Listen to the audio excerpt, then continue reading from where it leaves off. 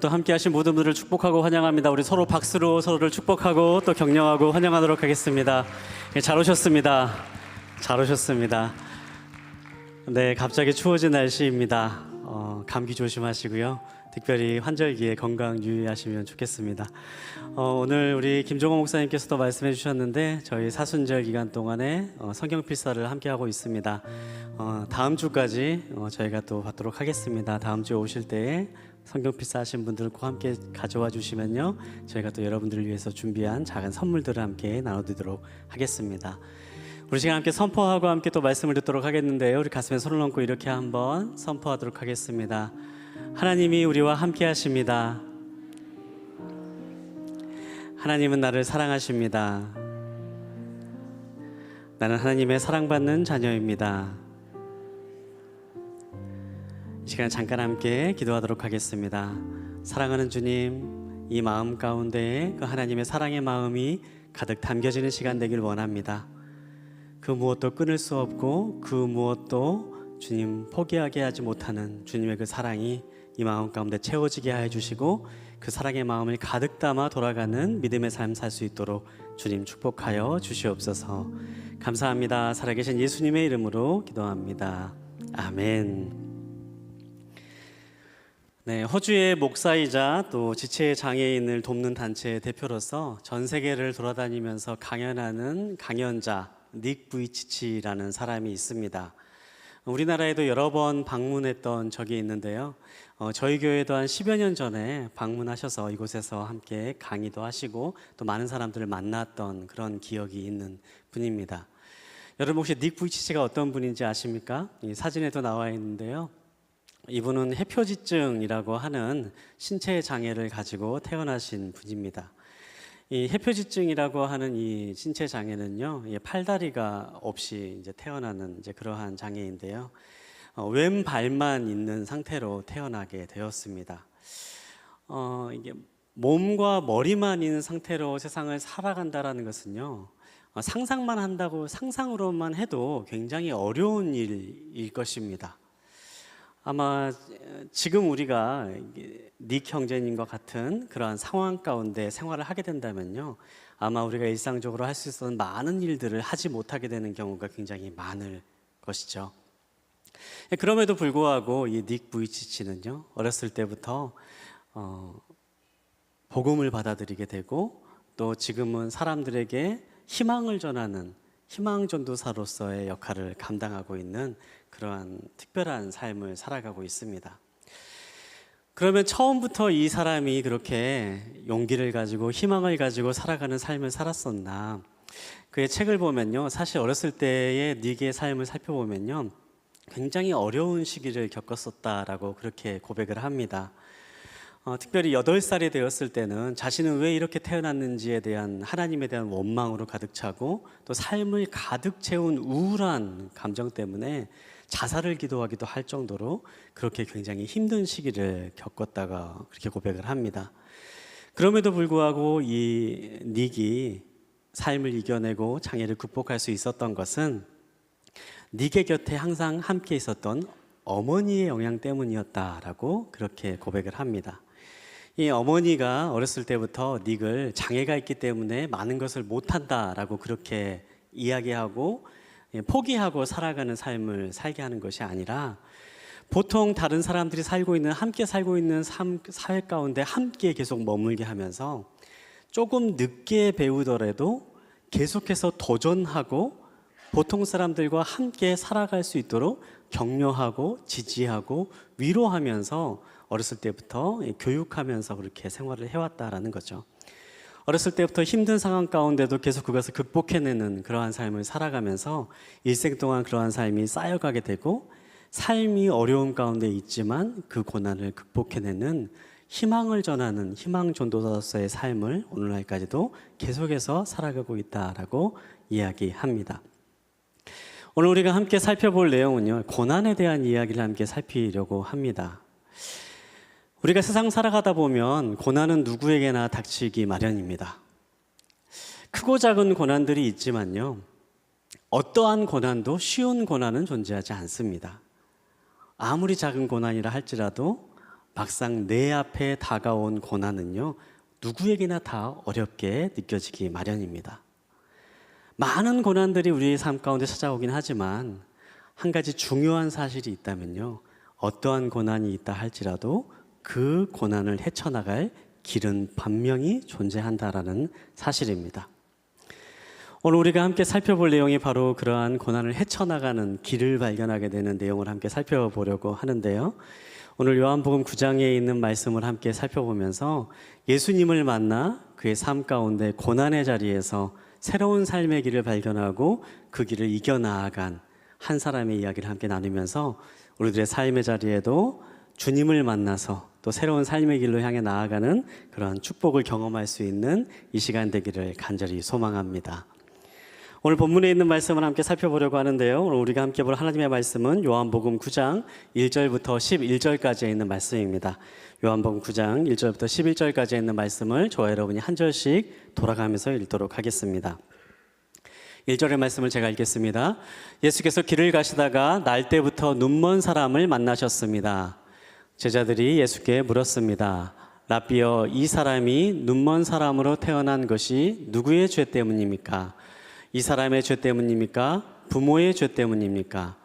예수께서 대답하셨습니다. 이 사람의 죄도 그 부모의 죄도 아니다. 다만 하나님께서 하시는 일들을 그에게서 드러내시려는 것이다. 우리는 낮 동안에 나를 보내신 분의 일을 해야 한다. 밤이 오면 그때에는 아무도 일할 수 없다. 내가 세상에 있는 동안 나는 세상의 빛이다.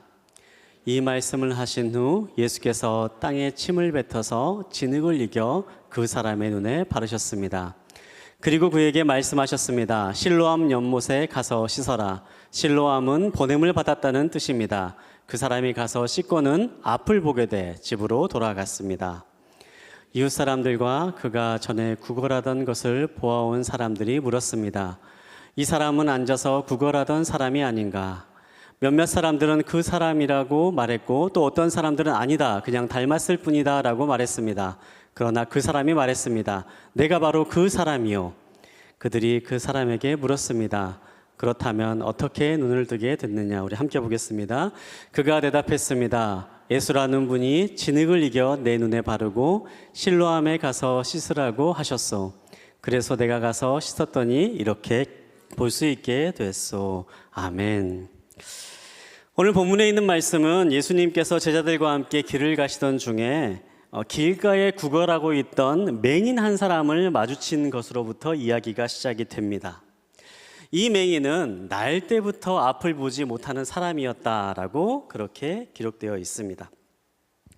그때 예수님의 제자들이 이 사람을 보면서 예수님께 질문을 합니다.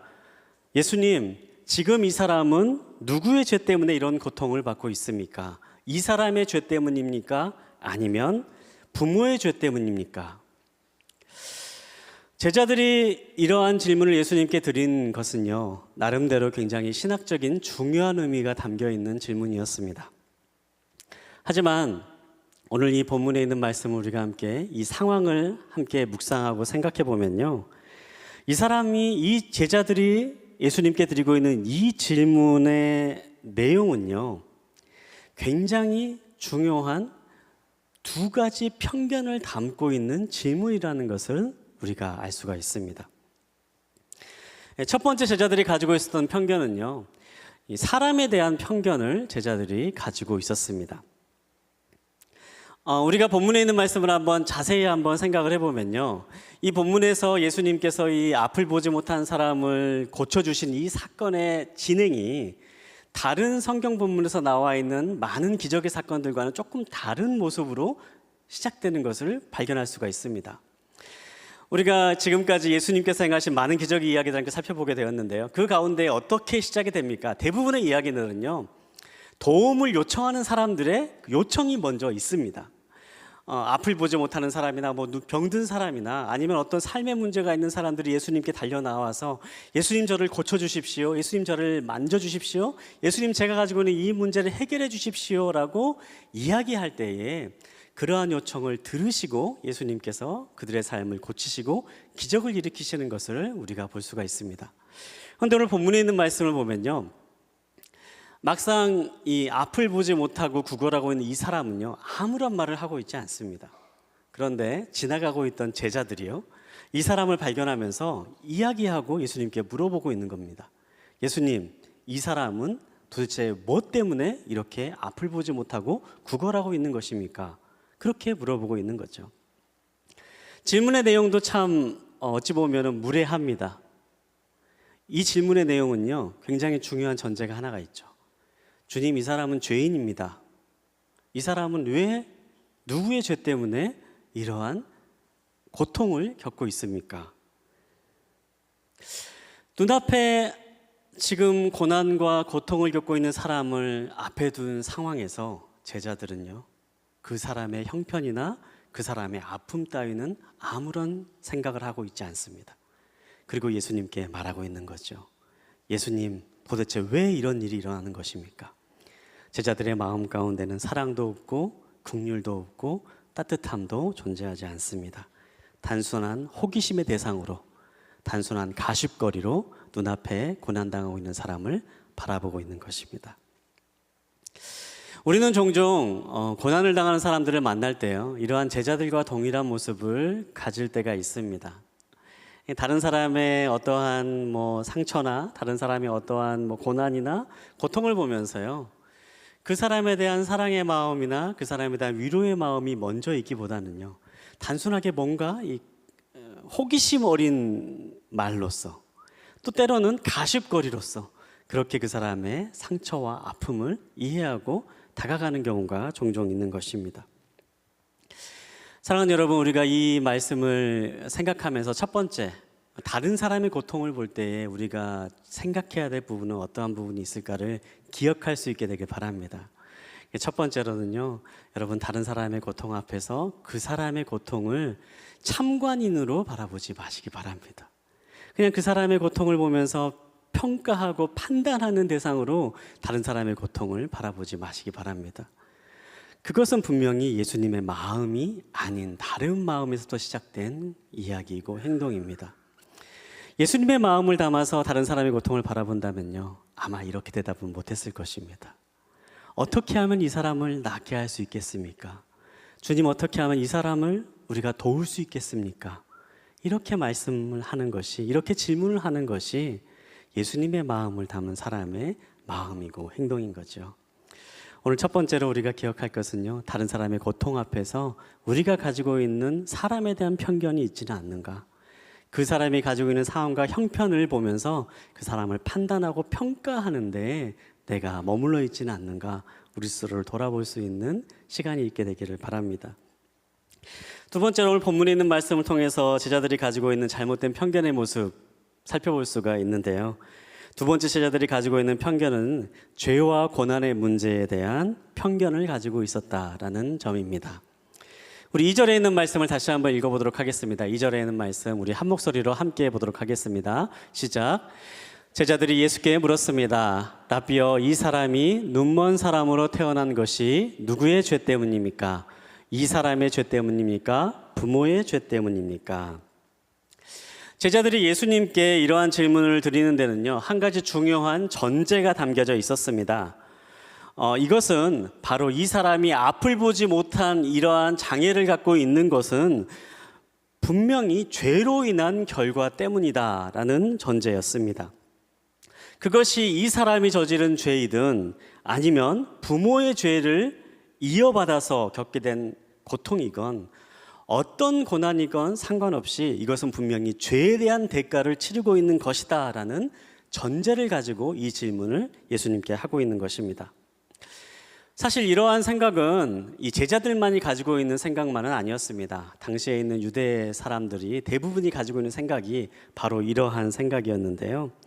누군가에게 무엇인가 안 좋은 일이 일어나곤 하면 그 사람이 뭔가 잘못한 일을 행하고 있기 때문에 그 대가를 받아서 지금 벌을 받고 있는 것이다 라고 생각하는 것이 당시 유대 사람들이 가지고 있는 일반적인 생각이었습니다.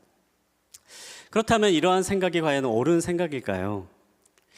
성경을 찾아보면요, 사실 우리의 삶에 고난과 고통이 시작되게 된 배경은요, 우리의 죄 때문에 시작된 것이다라고 그렇게 말씀하십니다. 우리가 한번 창세기의 사건을 한번 생각해 볼 수가 있는데요. 창세기를 보면은 에덴 동산에 하나님께서 완벽한 세상을 창조하시고 그곳에 아담과 하와가 살게 만드십니다. 그런데 어떻게 해야 합니까? 그 아담과 하와가 하나님께 불순종하고 하나님을 멀리하는 선택을 함으로 인하여서 그 땅이 저주가 임하게 되고 그 땅에 고난이 오게 되고 죄와 사망이 오게 되는 것을 보게 됩니다. 그리고 우리가 살아가고 있는 세상이 바로 그러한 죄에 대한 결과로 고난과 고통이 있는 세상을 우리가 살아가게 되는 거죠. 더 나아가서 성경을 보면요, 하나님께서는 누군가가 잘못 행한 일이 있고 죄를 저지른 일이 있으면 반드시 심판하시는 분이시다라고 우리에게 그렇게 말씀하십니다. 죄로 인해서 우리의 삶 가운데 고난과 고통이 찾아오게 된 것이다라고 성경은 분명하게 말하고 있는 거죠. 하지만 그렇다고 해서 우리가 기억해야 될 것이 한 가지가 있습니다. 이 말을 뒤집어서도 같은 진리인가? 우리에게 찾아온 모든 고난과 고통이 죄로 인한 것인가? 성경은 그렇게 이야기하지는 않습니다.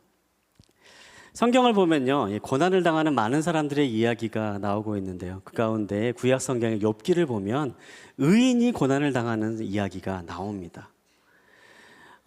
당대의 의인이었던 욥을 시험하기 원했던 사탄의 요청으로 인해서 욥이 고난을 받게 되는 이야기가 나옵니다.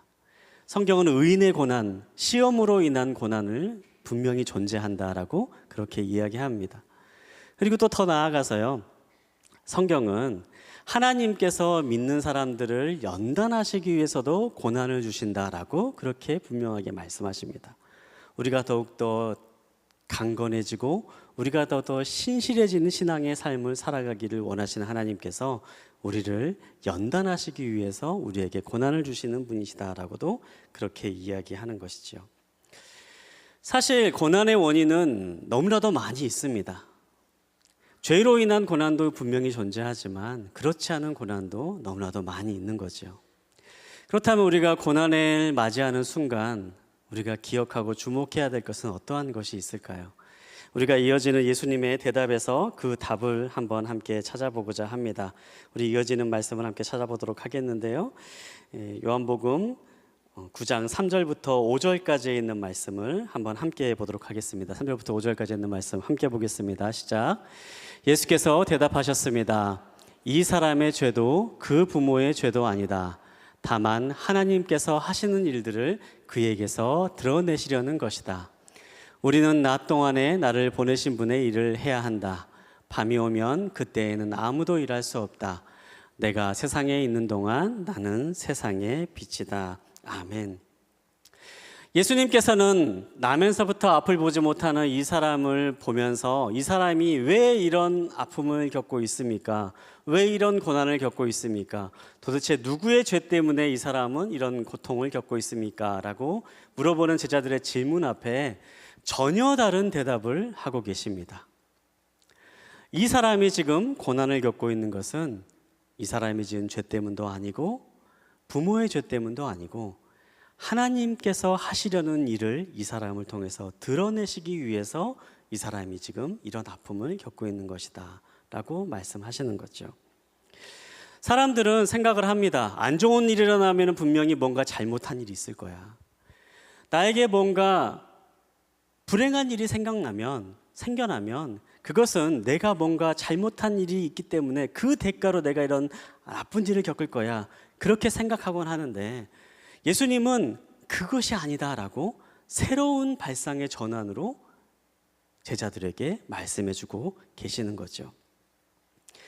바로 하나님께서 하시는 일이 그 고난 가운데 드러나게 하시기 위해서 지금 이 순간에 하나님께서 이러한 일을 행하고 계신다라고 말씀하고 있는 것입니다.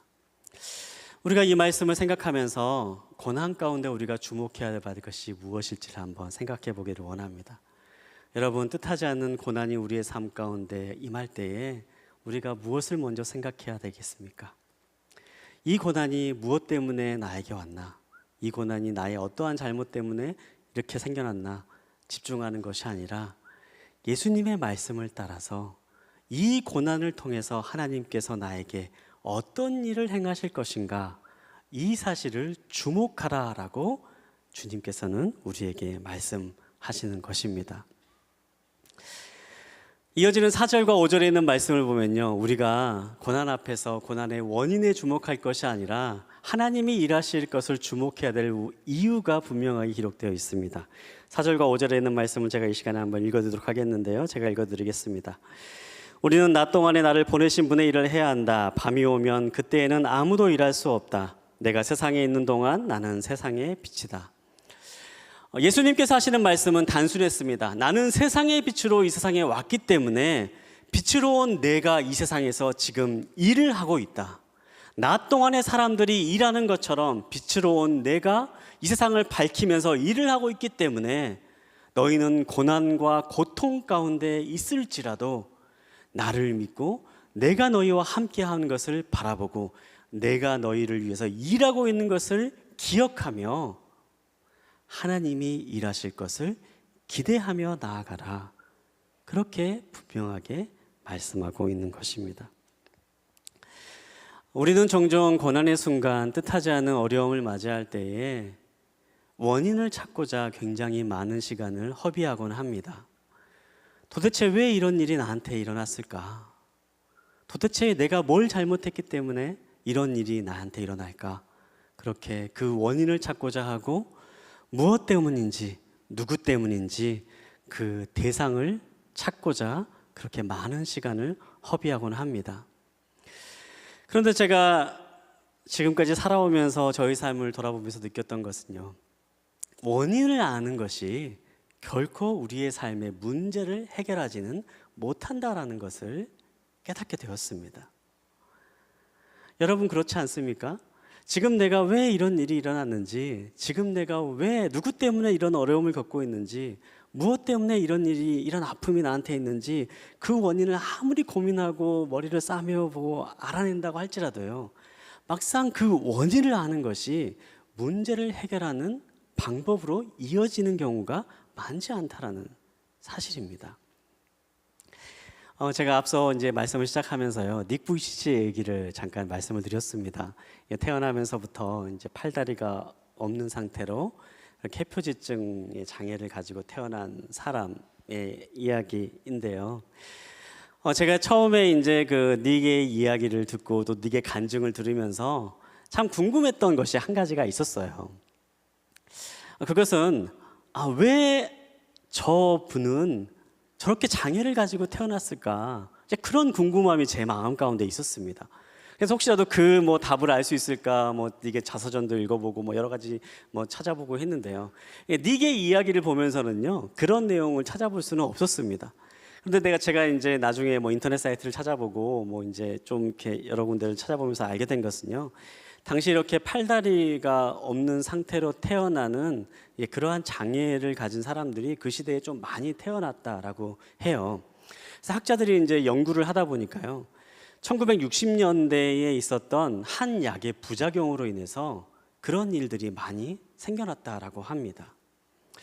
임신 초기에 탈라도마이드라고 하는 계열의 약품을 복용한 분이, 이제 그때 당시에 이 약이 진정제로서 사람들에게 많이 알려져 있던 약이었는데요. 그래서 수면제나 진정제나 심지어는 임신 초기에 입덧이 심할 때에 이 약을 복용하는 일들도 많이 있었다라고 합니다. 근데 그때는 알지 못했는데 나중에 많은 장애인들이 태어나는 것을 보면서 이 약의 부작용으로 인하여서 이런 일들이 일어나는 것을 알게 되었다라고 합니다. 그리고 지금은 이제 그 약의 제조가 이제 다 금지가 되고 이제 판매도 되지 않는 이제 그러한 약으로 분류가 돼서 이제 지금은 그럴 일이 없는데요. 원인이 분명히 밝혀졌습니다. 그래서 그 원인이 밝혀져서 더 이상 똑같은 비극이 일어나지 않게 막아질 수는 있었습니다. 하지만 원인이 밝혀졌다고 해서 이미 장애를 가지고 태어난 사람의 팔다리가 생겨나는 것은 아닙니다. 우리들의 삶도 마찬가지입니다. 우리가 때로는 내 삶에 왜 이런 일이 일어날까?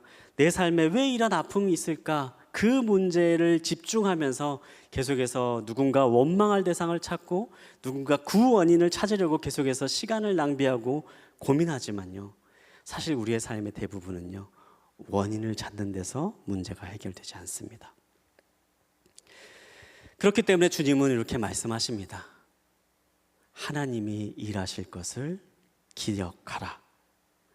고난의 자리에서 하나님께서 너를 위해서 일하고 계실 것이기 때문에 너의 원인을 찾고 문제에 왜 이런 일이 일어나는가 집중하는 것이 아니라 바로 그 자리에 하나님이 너를 위해 함께 일하시는 것을 기억하며 하나님께서 일하실 것을 집중하며 나아가라. 그렇게 말씀하고 계시는 것입니다. 사랑하는 여러분, 지금 이 자리에도 예수님은 우리와 함께 하시는 줄 믿습니다. 우리가 매 순간 매번 예배의 시간에 함께 고백하는 것처럼 하나님이 우리와 함께 하시는 줄 믿습니다. 그분은 우리의 삶에서 함께 동행하시고 그분은 우리를 위해서 일하시는 분이십니다. 지금의 뜻하지 않는 고난과 고통 가운데 혹시 이 자리에 앉아 계신 분이 있진 않으십니까? 바로 그러한 분이 계시다면 여러분 그 원인에 묶이지 마시기 바랍니다. 그리고 그 순간에 하나님을 바라보시기 바랍니다. 우리를 위해 일하시는 하나님, 지금 이 순간에도 나와 함께 하시는 하나님, 그리고 나를 통해 새로운 일을 행하실 하나님의 일하심을 기대하며 하나님께 집중하며 나아갈 수 있는 그러한 믿음의 결단과 축복이 이 시간에 저와 여러분과 함께 하기를 간절히 소망합니다. 우리 이어지는 말씀을 한번 계속해서 살펴보도록 하겠는데요. 이어지는 말씀 6절과 7절에 있는 말씀을 우리 한 목소리로 한번 함께 읽도록 하겠습니다. 요한복음 9장 6절과 7절에 있는 말씀 함께 보겠습니다. 시작. 이 말씀을 하신 후 예수께서 땅에 침을 뱉어서 진흙을 이겨 그 사람의 눈에 바르셨습니다. 그리고 그에게 말씀하셨습니다. 실로암 연못에 가서 씻어라. 실로암은 보냄을 받았다는 뜻입니다. 그 사람이 가서 씻고는 앞을 보게 돼 집으로 돌아갔습니다. 아멘. 예수님께서 이제 앞을 보지 못하는 이 사람을 치료하시는 사건이 나옵니다. 그런데 예수님께서 치료하시는 그 사건을 행하실 때에 다른 곳에서는 사용하지 않는 특별한 방법을 사용하고 있는 것을 우리가 볼 수가 있어요. 예수님께서 땅에 침을 뱉으셨고요. 그리고 그 진흙을 이겨서서 그 사람의 눈에 바르셨다라고 그렇게 기록하고 있습니다. 그리고 이 사람에게 실로암 연못에 가서 씻어라 라고 그렇게 말씀하십니다. 그리고 이 말대로 이 사람이 행했더니 그가 눈을 다시 보게 되었더라 라고 그렇게 기록하고 있습니다. 예수님께서는 왜 이렇게 특별한 방법으로 이 사람을 치유하셨을까요? 그동안 예수님께서 행하셨던 많은 기적을 돌이켜보면요, 대부분의 기적은요 말씀만 하시면 이루어지는 기적들이었습니다. 우리가 몇 주 전에 살펴봤는데 왕의 신하의 아들을 고치신 기적은 어떻게 일어났습니까? 왕의 신하가 예수님을 찾아왔을 때에 내 아들의 병이 나았다라고 말했던 바로 그 순간에 먼 곳에 떨어져 있던 아들의 병이 나았던 기적이 그 즉시 일어난 것을 볼 수가 있습니다. 수많은 기적의 장면들이요, 예수님께서 말씀하시고 명령하시자 귀신이 쫓겨나고 질병이 낫게 되는 그러한 일들이 일어났습니다. 말씀을 하지 않으셔도요, 때로는 만지시기만 해도, 또 심지어는 예수님의 옷자락을 닿기만 해도 질병이 낫는 그러한 기적들이 일어나는 것을 성경을 통해서 볼 수가 있습니다.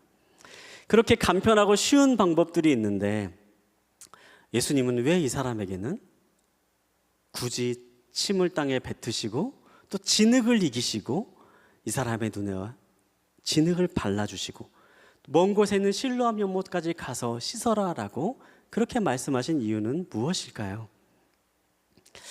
그것은 바로 예수님께서는 단순하게 이 사람의 눈만 치료해 주시기를 원하는 것이 아닌 이 사람의 삶 전체를 치료해 주시기를 원하셨기 때문입니다. 제가 이 말씀을 묵상하면서요, 저희 어렸을 때 경험했던 저희 할머니가 생각이 났습니다.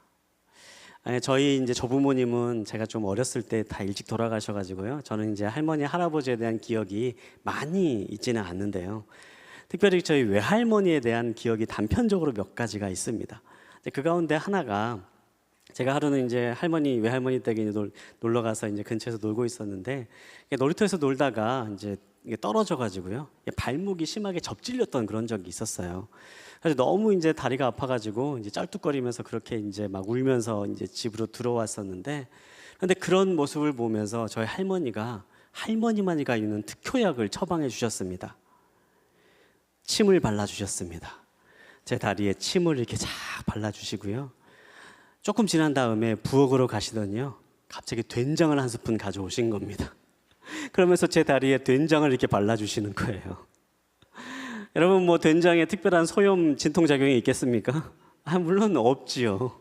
그런데 참 이상하게도요, 할머니가 그렇게 뭐 침 발라주시고 그렇게 이제 막 다리에 된장 발라주시면서 막 마사지 해주시면서 또 기도해 주시면서 그렇게 하시면까요, 그러니까 신기하게도요, 아프지가 않더라고요. 저는 이 말씀을 묵상하면서 아마 이 눈 나면서부터 앞을 보지 못하는 사람이 그 순간에 예수님께 받았던 느낌이 이런 느낌이 아니었을까 생각을 해봅니다. 이 사람은 어떤 사람이었습니까? 이 사람은 태어나면서부터 죄인이라는 꼬리표를 달고 살았던 사람이었습니다. 죄로 인해서 저주받은 삶을 살고 있다라고 손가락질 받았던 사람이었습니다. 심지어 사람들은 이 사람의 이러한 고난과 고통, 장애가 부모의 죄로부터 인했다라고 이야기하면서 부모들까지 손가락질을 했습니다. 이 사람의 삶은 가정에서조차도 존중받지 못하고 사랑받지 못하고 저주받은 인생으로 낙인 찍힌 그러한 삶을 살아갔습니다. 일평생 살아가면서 단 한 번도 앞을 보지 못하고, 일평생 살아가면서 교육다운 교육도 받지 못하고, 저주받은 인생이라 손가락질 받으면서 구걸하는 인생으로 지금까지 살아온 사람이었습니다. 사람들에게 무시당하고, 사람들에게 밟히고, 사람들의 손가락질 당하는 삶을 일생 동안 살아왔던 사람이었습니다. 그의 삶에는 아무런 희망도 없고, 아무런 기쁨도 없고, 아무런 기대도 없는 삶을 지금껏 살아왔던 사람이었습니다. 그런 그에게 예수님이 그의 눈을 만져주십니다. 따뜻한 사랑의 마음을 담아서 그의 눈을 정성껏 만져주시는 것입니다. 앞을 보지 못하는 사람은 지금 무슨 일이 일어나는지는 알지 못합니다. 하지만 예수님의 따뜻한 목소리를 들을 수가 있고 따뜻한 손길을 느낄 수가 있습니다.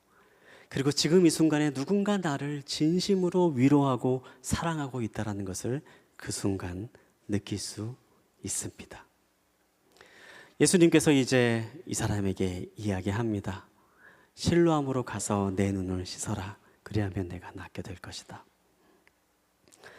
이 사람은 실로암을 향해 걸어가는 그 순간 일생껏 가져보지 못했던 희망이라는 것을 갖게 됩니다. 내가 저곳에 가면 새로운 삶을 시작할 수 있겠구나. 내가 저곳에 가서 내 눈을 씻으면 이제 내가 이전과는 다른 새로운 삶을 살 수 있겠구나. 그러한 희망을 가지고 실로암을 향해서 걸어 나아갈 수 있었던 것입니다. 그리고 그 결과 이 사람의 눈이 떠지는 놀라운 기적이 일어나게 된 것이죠. 이후에 이 사람의 삶은 어떻게 변합니까? 우리가 오늘은 요한복음 9장 11절까지 있는 말씀만 살펴보았는데요. 2절에 이후에 나오는 9장에 나와 있는 모든 말씀을 살펴보면요, 이 사람이 이후에 전혀 다른 삶을 살아가는 것을 보게 됩니다. 이 사람은 자신이 예수님을 만났음을 증거하는 삶을 살아갑니다.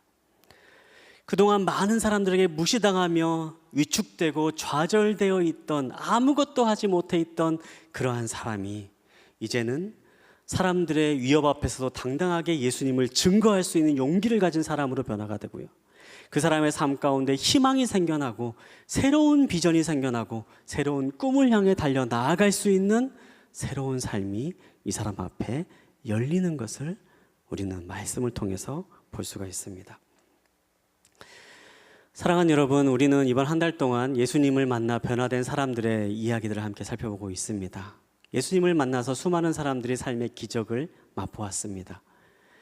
마음의 아픔이 있는 사람이 그 아픔을 치유하게 되고, 육체적인 질병을 가지고 있는 사람이 질병을 치료받게 되었습니다. 장애를 가지고 있는 사람의 장애가 낫게 되는 기적을 경험했습니다. 그러나 예수님께서 정말 원하셨던 것은요, 단순하게 우리의 삶에 있는 문제만을 해결해 주기를 원하신 것은 아니었습니다. 예수님은 우리의 삶의 문제를 넘어 우리가 전혀 다른 새로운 삶을 살아나가기를 원하셨습니다. 그리고 그러한 기적을 통하여서 새로운 삶의 길로 인도해 주시고 하나님이 원하시는 아름답고 축복된 삶의 길을 향해서 길을 열어주시고 그 길로 인도해 주셨습니다. 오늘 본문에 있는 말씀을 보면 예수님을 세상의 빛이다라고 말씀합니다. 예수님이 빛인 이유는 무엇입니까? 우리에게 바로 길을 밝혀주시는 분이시기 때문입니다. 앞을 보지 못해서 길거리에 앉아 주저앉아 구걸할 수밖에 없는 비참한 삶을 살았던 사람에게 길을 열어주시고 새로운 삶을 향해 나아갈 수 있도록 힘을 주시고 인도해 주신 그 예수님의 역사가 바로 이 기적의 장면을 통해서 드러나고 있는 것입니다. 사랑하는 여러분, 우리가 바로 그러한 예수님을 만날 수 있게 되길 바랍니다. 주님은 물론 우리의 삶의 문제를 해결해 주시길 원하십니다. 그러나 그것에 머물러 계시기를 원하지 않으십니다. 우리에게 새로운 삶을 살게 해주시기를 원하십니다. 더 이상 과거의 문제에 얽매여 있는 삶이 아니라, 더 이상 과거의 장애에 발목 잡혀 있는 삶이 아니라 우리가 주님이 주시는 참되고 기쁜 삶을 향해 달려나아가는 삶을 살기를 원하십니다. 우리가 그러한 주님을 만날 수 있는 축복이 있게 되기를 소망합니다. 우리의 길을 알려주시고 우리의 길을 인도하시는 그 예수님을 만나시는 기쁨이 함께하기를 간절히 축복합니다. 네, 삶이 어려운 순간, 중요한 결단을 해야 될 순간에 우리가 하나님 앞에 열려 있으면 하나님께서는 우리의 길을 알려주십니다. 주일 예배 때 드리는 말씀을 통해서, 이 시간에 지금 전해드리는 말씀을 통해서도, 또 주변에 있는 믿음의 사람들을 통해서도 하나님은 우리의 삶을 인도하시고 이끄시는 분이심을 우리가 발견하게 됩니다. 하나님 앞에 열려 있으면 우리가 하나님의 음성을 들을 수 있게 되는 거죠. 예수님은 어떤 분이십니까? 예수님은 세상의 빛이십니다. 빛이신 예수님은 우리의 삶에 일하시는 분이십니다. 우리의 어려움과 고난을 통해서 하나님의 일을 하시는 분이시고, 또한 우리의 삶을 하나님께서 원하시는 길로 인도해 주시고 이끌어 주시는 분이십니다. 그 주님을 만나시는 은혜가 있을 수 있게 되길 바랍니다. 그 주님을 만나시고 경험하시는 축복이 이 자리에 계신 모든 분들과 함께 하시기를 주님의 이름으로 축복합니다.